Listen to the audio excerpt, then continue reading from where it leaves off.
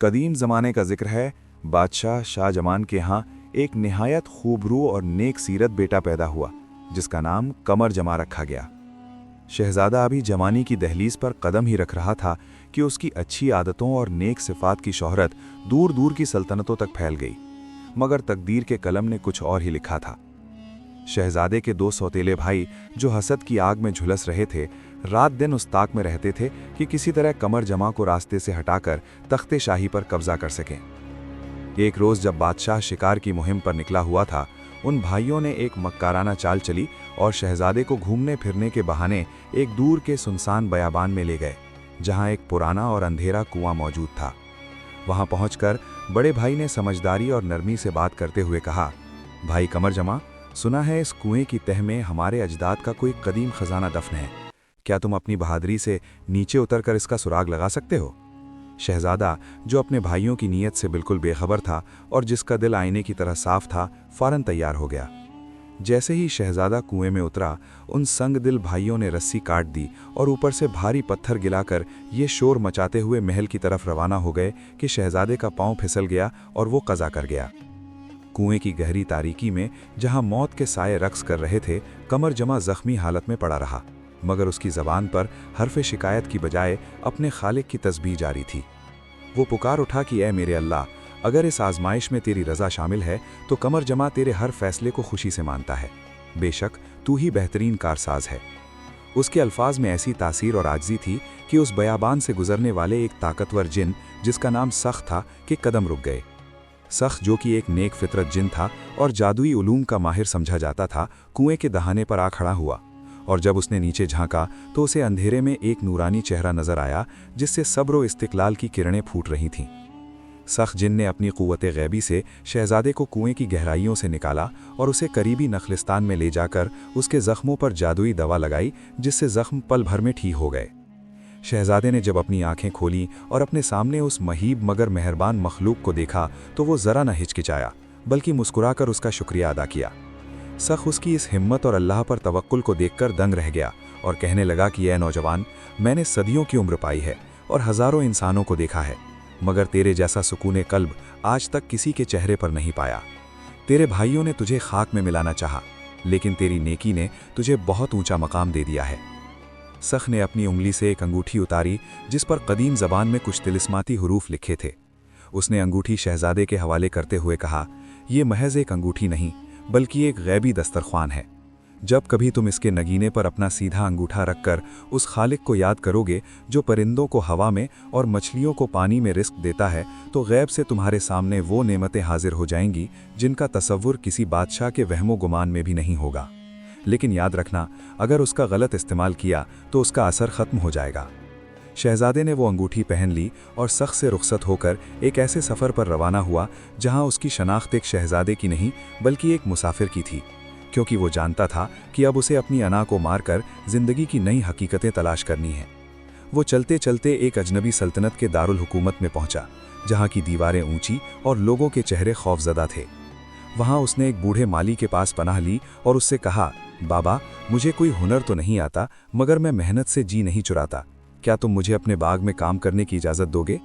माली ने उसकी शराफत देखकर उसे अपने पास रख लिया और यूं वो शहजादा, जो रेशमी और कीमती कपड़ों का आदी था, अब मिट्टी और पसीने की खुशबू में सुकून तलाश करने लगा। कमर जमा ने माली की झोपड़ी में रहकर निहायत सादा और आजिज़ाना ज़िंदगी गुजारी, ऐसी ज़िंदगी जो बड़े बड़े जाहिदों को भी कम ही नसीब होती है। वो सारा दिन तपती धूप में पौधों को पानी देता, ज़मीन खोदता और कांटेदार झाड़ियों की तराश खराश करता, यहाँ तक कि उसके नाजुक हाथ मशक्क़त की वजह से सख्त हो गए, मगर उसके चेहरे की चमक ज़र्रा भी कमज़ोर न पड़ी। जब सूरज गुरूब होता और शहर के यतीम और मिस्कीन भूख से निढाल होकर गलियों के कोनों में बैठ जाते, तब शहजादा अपनी उस जादुई अंगूठी के नगीने को दबाता और दिल ही दिल में अपने परवरदिगार से अर्ज़ गुजार होता कि ऐ राज़िक़े दो जहां, इन नादारों के लिए अपनी नेमतों का दर खोल दे जिनका तेरे सिवा कोई आसरा नहीं। लम्हा भर में वहाँ ऐसे लजीज पकवान, ताज़ी रोटियां और मीठे फल हाजिर हो जाते जिनकी खुशबू से सारा मोहल्ला महक उठता। शहजादा खामोशी से ये खाना टोकरियों में भरता और भेस बदलकर अंधेरी गलियों में निकल जाता। वो हर दस्तक पर खाना रखता और खामोशी से पलट आता ताकि लेने वाले की इज्जत नफ्स को ठेस न पहुंचे। शहर के लोगों में ये चर्चा आम हो गया कि रात की तारीकी में कोई फरिश्ता सिफत इंसान गरीबों की भूख मिटाने निकलता है। लेकिन किसी को ये खबर न थी कि वो फरिश्ता सिफत इंसान दरअसल शाही बाग का एक मामूली मालिक है। इधर इस शहर का बादशाह, जो अपनी संगदिली और सोने चांदी की हवस में मशहूर था, इन खबरों से सख्त परेशान रहने लगा, क्योंकि इसे ये गुमान होने लगा था कि शायद कोई बागी उसके इख्तिदार को चैलेंज करने के लिए अवाम में मकबूलियत हासिल कर रहा है। उसने अपने जासूसों को हुक्म दिया कि जाओ और उस शख्स का सुराग लगाओ जो मेरे शहर में बिन मांगे दस्तरख्वान बिछाता है। मैं जानना चाहता हूं कि उसके पास वो खजाना कहां से आया जिस पर मेरा हक होना चाहिए था। एक रात जब कमर जमा हस्बे मामूल अंगूठी से रिस्क तलब करके उसे तकसीम करने की तैयारी कर रहा था, बादशाह के तजुर्बाकार जासूसों ने उसे देख लिया और उस तिलिस्माती मंजर को देखकर उनकी आंखें फटी की फटी रह गईं कि कैसे एक पत्थर के नगीने से धुआं उठा और शाही दस्तरख्वान सजा दिया गया। उन्होंने फौरन बादशाह को खबर दी, जिस पर बादशाह गुस्से और लालच के मारे दीवाना हो गया और उसने सिपाहियों के एक दस्ते को भेजकर उस मासूम माली को बेड़ियां पहनाने का हुक्म दिया। सिपाही जब झोपड़ी में दाखिल हुए तो कमर जमा निहायत इत्मीनान से जाए नमाज पर बैठा था।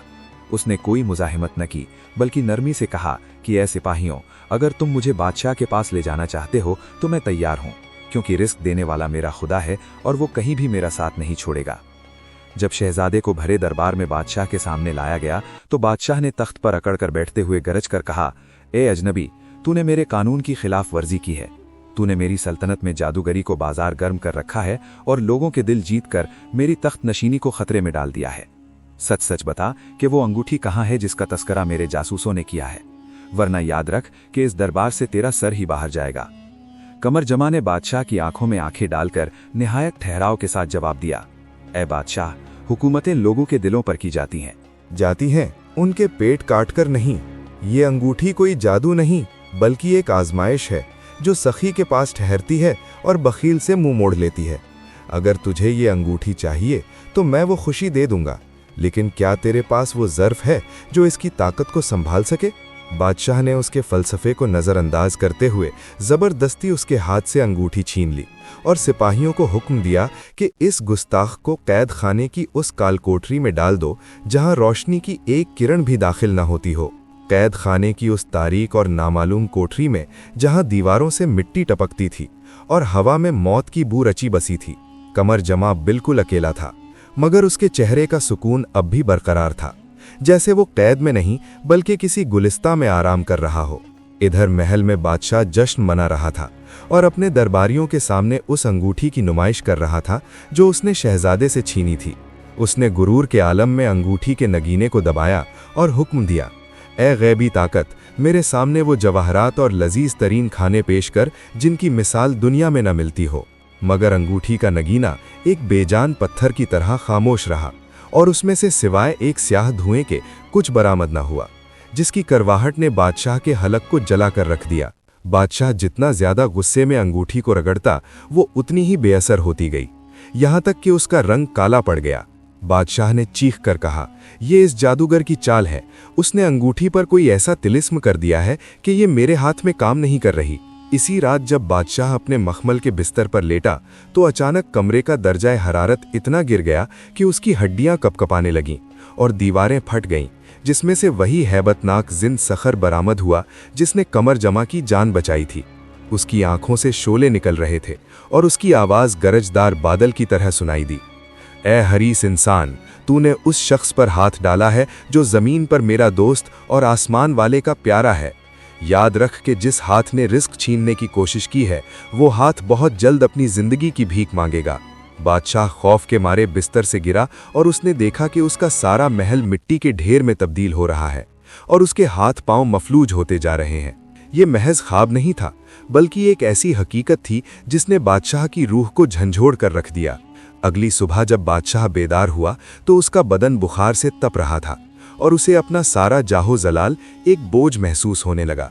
उसने हाँफते हुए हुक्म दिया कि उस माली को फौरन मेरे सामने लाओ। वो कैदी नहीं बल्कि मेरा नजात दहिंदा है।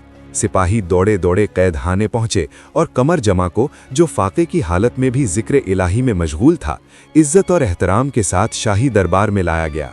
बादशाह ने जब शहजादे का वही पुरसुकून और मासूम चेहरा देखा तो उसकी रही सही अना भी दम तोड़ गई और वो अपने तख्त से उतरकर कमर जमा के पांव में गिर पड़ा और रोते हुए कहने लगा, ऐ नेकबख्त नौजवान, मैंने तेरी कद्र नहीं जानी और हर्ष की पट्टी ने मेरी आंखों को अंधा कर दिया था। मैंने तेरी अंगूठी छीनी मगर कुदरत ने मुझसे मेरा सुकून छीन लिया। मुझे माफ़ कर दे और अपनी अंगूठी वापस ले ले, क्योंकि मैं इस बोझ को उठाने के लायक नहीं हूँ। कमर जमा ने नरमी से बादशाह का हाथ पकड़ा और उसे उठाते हुए कहा, बादशाह सलामत, अंगूठी तो एक बहाना थी। असल में कुदरत आपका इम्तिहान ले रही थी कि आप अपने मनसब का हक अदा करते हैं या दौलत की नुमाइश।